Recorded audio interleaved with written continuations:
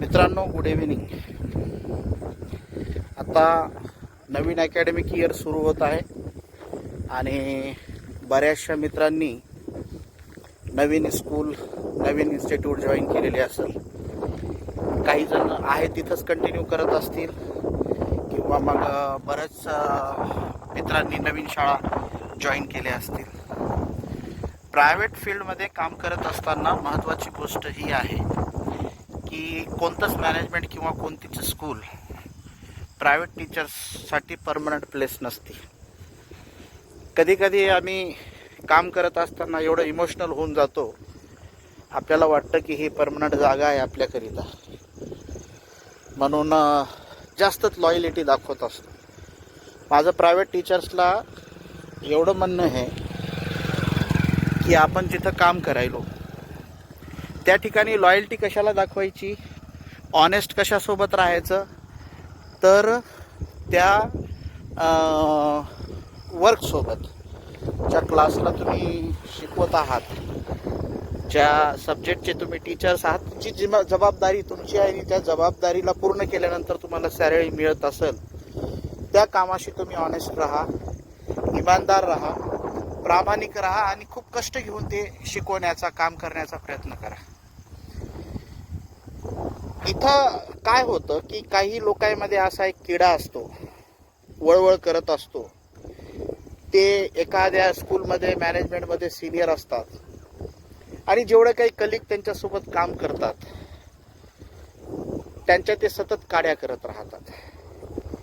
आणि काड्या करत राहण्यामुळं म्हणजे एखाद्याने काही चूक केली तर गेले मॅनेजमेंटला सांगितलं, एखाद्याकडून काही गडबड झाली त्याला मार्गदर्शन न करता, तू त्या ठिकाणी 10 वर्षापासून काम करायला तिथला सिनियर व्यक्ती आहे, एखाद्या नवीन व्यक्तीच्या हाताने एखादी चूक झाली त्याला मार्गदर्शन न करता त्याला त्रास कसा देता येईल या मानसिकतेचे भरपूर लोक प्रायव्हेट स्कूलमध्ये चाटुकारिता करणारे आहेत, लाळ घोळत राहणारे आहेत. असं करू नये, कारण की आम्ही जेव्हा एखादा स्कूल सोडून बाहेर पडत असतो तेव्हा मी या अगोदरही सांगितलं की आपल्याला साथ देणारे लोक हे आपल्यासोबत काम केलेले लोक असतात. त्यामुळं प्रामाणिक, ऑनेस्ट आपल्या कामासोबत राहा, आपल्या कलिग लोकांना त्रास देऊ नका. प्रायव्हेट फील्डमध्ये काम करणारा जो व्यक्ती असतो तो फार कॉम्प्रोमाइजमध्ये काम करत असतो, मजबूर असतो, त्याला तेवढ्या अपॉर्च्युनिटीज बाहेर राहत नाही, म्हणून त्या ठिकाणी तो काम करत असतो. म्हणून नवीन शैक्षणिक वर्षामध्ये मला तुम्हाला एक म्हणजे हे माझ्या सर्वांना शुभेच्छा आहे की नवीन शैक्षणिक वर्षामध्ये आपण काम करत असताना हे मोरल इथिक्स आपण फॉलो करायला पाहिजे. मी मागच्या 15 वर्षापासून प्रायव्हेटमध्ये काम करत आलेलो आहे. काड्याचा वाड्या मी कोणाच्याही केल्या नाही. एवढे सर्व मित्र मला ओळखतात. मी प्रामाणिक राहण्याचा प्रयत्न केला. तशी सर्वांकडून अपेक्षा करतो की एकमेकांसोबत प्रामाणिक राहा, काड्या करू नका किंवा दुसऱ्याचं नुकसान केल्यानंतर आपण आपलंही नुकसान करत असतो, एवढं लक्षात घ्या.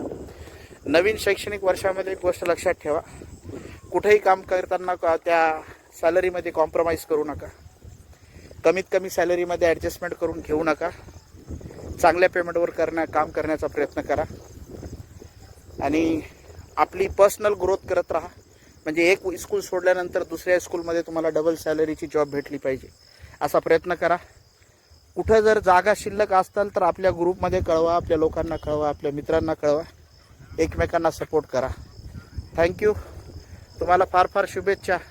काम करा, भरपूर व्यायाम करा, चांगलं अन्न घ्या, मित्रांना वेळ द्या, कुटुंबाला वेळ द्या आणि अच्छा रहो.